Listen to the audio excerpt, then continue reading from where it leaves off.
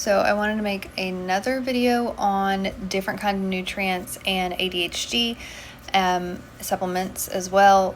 The reason why I'm making this separate is because with those that are on antipsychotics, antidepressants, Parkinson's medications, these are really like a red flag, and I wouldn't recommend just jumping into any of these without making sure it's okay, just because of those interactions. And a lot of these nutrients and supplements do similar things that the drugs do, so we don't want to overdo it. For example, L-tyrosine.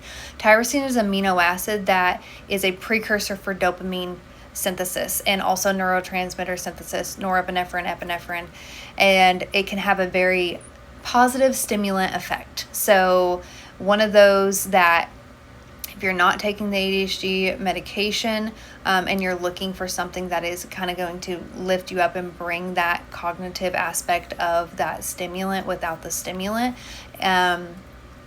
look into tyrosine. Again, this is not medical advice. This is just me floating around and looking at research articles and just talking about my personal experience. But with tyrosine, 500 milligrams should put you where you're at. 1,000 milligrams on some, but that can be overstimulating for a lot of people. So that is an amino acid.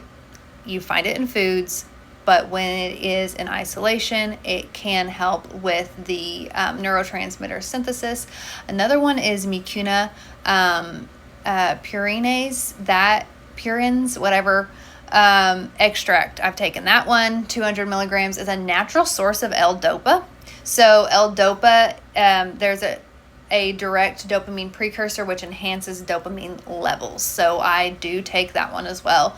B6, like I said, B6 is needed for the glutamate to GABA, that conversion. So P5P, one I talked about in the previous video, it's the active form of B6, and it's essential for converting L-dopa to dopamine. L5-MTHF, again, like I talked about, you have to be careful on methylated supplements. You can't just jump on methylated supplements, especially if you're an undermethylator, which sounds weird, but if you just jump on the methylation train, you can cause a lot of anxiety. So folinic acid, or L5-MTHF, that's the bioactive form of folate, and it supports methylation and neurotransmitter synthesis. Zinc, I'm big on zinc. Zinc is a cofactor for over 400 things in the body. So it's cofactor for enzymes involved in neurotransmitter metabolism, i.e. dopamine synthesis, and supports brain function. So really zinc picolinate would be the one that I'm looking at. Maybe zinc carnitine, but about 10 milligrams of that is all you need. Rhodiola is an adaptogen, very calming to the body. And it also enhances dopamine receptor sensitivity and stability. I'm looking at my notes, is what I'm looking at. And I also don't like looking at the camera all the time. But anyway, green tea extract, L-theanine. L-theanine is very calming, good for anxiety. Green tea extract contains ECGCs, and it supports dopamine receptor function and neuronal health. And then lastly, grapeseed extract. It's rich in polyphenol, so that's going to help protect the neurons and support cognitive function.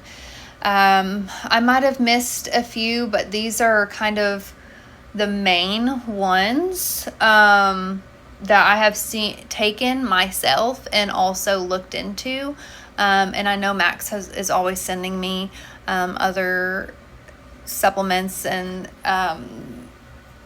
things to look into, which is very helpful, and that's how I found a lot of these things.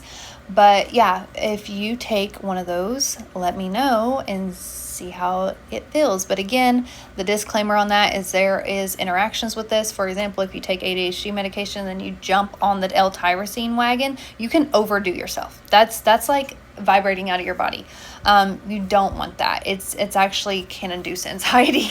It's not just like you're super focused, which us with ADHD know that. But yeah, so again, not medical advice, but that's just something that I wanted to add to the last few videos.